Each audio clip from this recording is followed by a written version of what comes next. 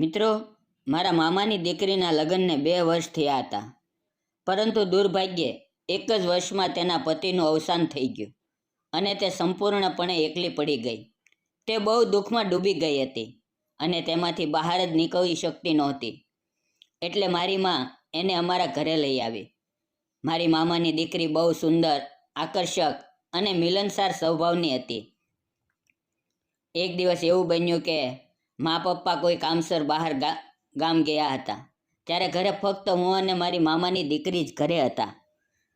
મિત્રો, આ વાર્તા સંપૂર્ણ કાલ્પનિક છે, મનોરંજન માટે બનાવવામાં આવી છે. કોઈ પણ વ્યક્તિ, જગ્યા કે ઘટનાથી મેળ ખાવું માત્ર એક સંયોગ છે. તો નમસ્કાર મિત્રો, મારું નામ સુહાસ છે. હું 30 વર્ષનો છું અને ખેડૂત છું. મારી પાસે 3-4 એકર ખેતી છે અને હું મારા મા બાપ સાથે રહું છું. અમે ત્રણેય મળીને ખેતીનું કામ કરીએ છીએ. અમારી જિંદગી સાદી છે, પરંતુ દિલથી જોડાયેલી છે. લગભગ 1 વર્ષ પહેલાં મારી મામાની દીકરી એટલે કે સાહિલીના પતિનું અચાનક અવસાન થયું.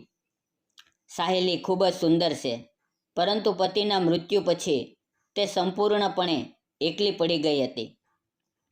આખી જિંદગીનું સુખ એક જ ક્ષણમાં એની પાસેથી છીનવાઈ ગયું હતું. મારા મામાએ મારી માતાને ફોન કરીને કહ્યું હતું કે સાહિલી હજુ પણ બહુ દુઃખમાં છે. 8-9 મહિના વીતી ગયા હોવા છતાં તે આઘાતમાંથી બહાર આવી શકી નહોતી. તેમણે મારી માતાને કહ્યું કે તમે એને થોડા દિવસો તમારા ઘરે લઈ જાઓ.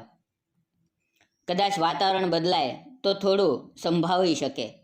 પછી એક દિવસ મારી માતા મામાના ઘરે ગઈ અને સાહિલીને અમારા ઘરે લઈ આવી. જ્યારે સાહિલી આવી ત્યારે હું ખાટ પર બેઠો હતો અને જ્યારથી મારી નજર તેના પર પડી, મારી આંખોમાં અજાણતા આંસુ આવી ગયા. તે ખૂબ જ દુઃખી લાગી રહી હતી. સતત રડતા રડતા તેનો દેહ સુકાઈ ગયો હતો. તેના ચહેરાની ચમક ઓછી પડી ગઈ હતી અને તેના સ્વાસ્થ્ય પર તેનો સ્પષ્ટ અસર દેખાતો હતો.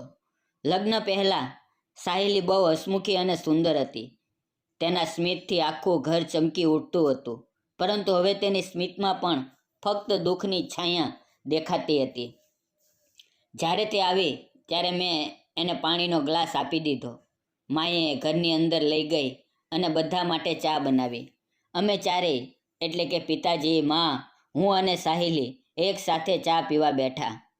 ચા પીતા સમયે મેં ધીમેથી એને કહ્યું, તું કેટલી સુકાઈ ગઈ છે. કિસ્મતમાં જે લખ્યું છે એ જ થાય, પણ તું પોતાને આટલી તકલીફ ન આપ. મારી વાત સાંભળી તેણે હળવું સ્મિત આપ્યું, પરંતુ તે સ્મિતની પાછળ પણ અપરંપાર દુઃખ છુપાયેલું હતું. સાચું કહું તો મને સાહિલી બાળપણથી ખૂબ જ પસંદ હતી. મારી માતાએ ત્યારે મામાને મારા માટે તેના સંબંધ પણ માંગી લીધો હતો, પરંતુ અમારી ગરીબીને કારણે મામાએ ઇનકાર કરી દીધો હતો. જ્યારથી સાહિલી અમારા ઘરે રહેવા આવી હતી, 5-6 દિવસ વીતી ગયા હતા, પરંતુ તેની માનસિક સ્થિતિમાં ખાસ કોઈ ફેર પડ્યો નહોતો. મા એને બહુ સમજાવતી હતી, સમયસર ખવડાવતી હતી. સાહિલી પણ ઘરના કામમાં મદદ કરતી હતી. તે ક્યારેક વાસણ ધોઈ લેતી, ક્યારેક કપડાં સાફ કરતી અથવા ખાવાનું બનાવવામાં હાથ બટાવતી. હું અને પિતાજી ખેતરમાં જતા, પરંતુ ઘણીવાર હું ઘરે જ રહેતો. જ્યારે હું ઘરે હોઉં ત્યારે હું એની સાથે ખૂબ પ્રેમથી વાતો કરતો. એ આકાશમાં કદાચ તેનું મન હળવું થઈ જાય. જ્યારે મા બાપ ખેતરમાં ચાલ્યા જતા ત્યારે ઘરમાં ફક્ત હું અને સાહેલી જ રહેતા. ક્યારેક તે ટીવી પર ફિલ્મ જોતી, ક્યારેક બારી પાસે શાંત બેસીને વિચારોમાં ખોવાઈ જતી. તેની દરેક અભિવ્યક્તિ મને ગમતી. દુઃખી હોવા છતાં તેની આંખોમાં એક માસૂમ ચમક રહેતી હતી, જે મને ખૂબ આકર્ષતી. મને ખબર હતી કે તેના દિલમાં હજી પણ દુઃખનો ભાર છે, પરંતુ છતાં મારું મન એની તરફ દિવસે ને દિવસે ખેંચાતું ગયું. તેનું તૂટેલું હસવું પણ મને ખૂબ કિંમતી લાગતું હતું, કારણ કે એ દુઃખની છાયામાંથી નીકળેલું હસવાનું ટુકડું હતું. મા સતત એની કાળજી લેતી રહી, પરંતુ મારા દિલમાં અજાણતા જ તેના માટે પ્રેમનું બીજ ઉગવા લાગ્યું. કેમ કે મને તો એ પહેલેથી જ ગમતી હતી. હું હંમેશા એની ચિંતા કરતો. જ્યારે તે એકલી બેસીને રડતી ત્યારે હું એની પાસે જઈને એને સમજાવતો, એની વાત સાંભળતો અને એને શાંત કરતો. ધીમે ધીમે તે પોતાના દુઃખમાંથી બહાર આવવા લાગી હતી. હું એને વારંવાર કહેતો, સાહિલી, જિંદગી ક્યારેય અટકતી નથી. આ દુઃખમાંથી બહાર નીકળ અને નવી જિંદગીની શરૂઆત કર. તારી ઉંમર હજી બહુ ઓછી છે. તારી આગળ આખી જિંદગી પડી છે. એનું ધ્યાન બીજે રાખવા માટે હું એને ક્યારેક ખેતરમાં ફરવા લઈ જતો, ક્યારેક ફિલ્મ દેખાડવા, ક્યારેક બજારમાં. આ બધાના કારણે સાહિલના ચહેરા પર ફરીથી સ્મિત આવવા લાગ્યું. હવે તે મારી સાથે ખુલ્લા મનથી વાતો કરવા લાગી. હવે મને એમાં માસૂમ અને હસતી, ખીલતી, ખીલાવતી સાહિલી દેખાવા લાગી. વારંવાર મારી નજરો ટકરાઈ જતી અને એ નજરોમાં બોલ્યા વગર જ અનેક ભાવનાઓ છુપાયેલી હતી. આ રીતે 3 મહિના વીતી ગયા અને સાહિલી હવે ઘણી બદલાઈ ગઈ હતી. તે હવે ફરીથી પહેલાંની જેમ વર્તવા લાગી હતી. તેની નજરમાં મારા માટે અલગ જ ચમક દેખાવા લાગી હતી. મિત્રો, એક દિવસ એવું બન્યું કે પિતાજી મામાના ગામ કામસર ગયા હતા. તે દિવસે ઘેરે ફક્ત હું અને સાહિલી હતા. મને ખેતરમાં શેરડીને પાણી આપવાનું હતું, એટલે હું સવારે જ ખેતરમાં ગયો. સાહિલી ઘેરે એકલી હતી. તેણે ખાવાનું બનાવીને મારો ડબ્બો તૈયાર કર્યો અને બપોરે ખેતરમાં મને ડબ્બો આપવા આવી. તે ગરમીનો દિવસ હતો. ખેતરમાં મોટા કેરીના ઝાડ પર ઢગલાબંધ કેરીઓ આવેલી હતી. અમે બંને ઝાડની નીચે બેઠા. સાહિલી મને એક ટક જોઈ રહી હતી. તેની આંખોમાં સ્પષ્ટ જણાતું હતું કે તેને કેરી ખાવાની ઈચ્છા છે, પરંતુ સીધી રીતે કહેવામાં એને ઝીઝક હતી. મેં હસતા હસતા પૂછ્યું, સાહિલી, તારે કેરી ખાવી છે? તેણે હવેથી શરમાતા સ્મિત આપ્યું અને માથું હલાવ્યું. હું તરત જ ઝાડ પર ચડીને કાચી કેરી તોડી લાવ્યો. એ સમયે કેરી સંપૂર્ણ મીઠી નહોતી, પરંતુ એ કાચી કેરીનો સ્વાદ જ અલગ હતો. મેં એને પાણીથી ધોઈને સાફ કરી અને અમે બંને સાથે બેસીને ખાવા લાગ્યા. પછી મેં તેને પૂછ્યું, તે ખાધું? તેણે ધીમેથી માથું હલાવ્યું. ના. મેં જીદ કરી, એને મારી સાથે ખાવા મજબૂર કરી. પછી અમે ડબ્બો ખોલ્યો અને ગરમા ગરમ ભોજનની સાથે ખાટી મીઠી કેરી અને કેરીનો સ્વાદ માણ્યો. જ્યારે સાહિલી કેરી ખાઈ રહી હતી, તેના ચહેરા પર ઉછળતા ભાવ, આંખો બંધ કરીને રસ માણવાની ક્ષણ, આ બધું જોઈને મારા દિલમાં ખૂબ આનંદ થયો. તેની તે માસૂમ સ્મિતમાં મને જીવનનો અસલી અર્થ દેખાયો. મને લાગ્યું કે મેં તેના દુઃખને દૂર કરીને તેની જિંદગીમાં ફરીથી ખુશી પરત લાવી છે. ભોજન કર્યા પછી અમે ઝાડવાના થડને ટેકો આપીને બેઠા. મારું મન ખોવાઈ ગયું હતું. મેં ધીમેથી તેનો હાથ આગળ કરીને તેનો હાથ પકડી લીધો. સાહિલીએ એકવાર લજ્જાશીલ નજરે મારી તરફ જોયું, પરંતુ તેણે હાથ છોડાવ્યો નહીં. મારા હૃદયની ધડકન તેજ થઈ ગઈ. મેં ધીમા અવાજે કહ્યું, સાહિલી, મારે તને કંઈક કહેવું છે. તે બોલી, કહો. હું કંપતા અવાજે બોલ્યો, સાહિલી, હું તને પ્રેમ કરું છું. આ પ્રેમ તો તારા લગ્ન પહેલાંથી જ છે, પરંતુ મને ક્યારેય હિંમત ન થઈ કે તને હું કહી શકું. મારા લગ્નના દિવસે મારા દિલને એટલો મોટો આઘાત લાગ્યો કે એને શબ્દોમાં કહેવો અશક્ય છે. આ સાંભળી સાહેલીની આંખોમાં આંસુ આવી ગયા. તે બોલી, તો પછી તે એ વાત પહેલાં ક્યારેય કેમ ન કહી? હું દુઃખી અવાજે બોલ્યો, કારણ કે તારા પપ્પા એટલે કે મારા મામા અમારી ગરીબી સ્વીકારી ન શક્યા. મારી માતાએ તો ઘણીવાર એમને આ સંબંધની વાત કરી હતી, પરંતુ તેણે ઇનકાર કરી દીધો. સાહેલીના દિલમાં દુઃખનો પ્રવાહ ફરી ઊભો થયો.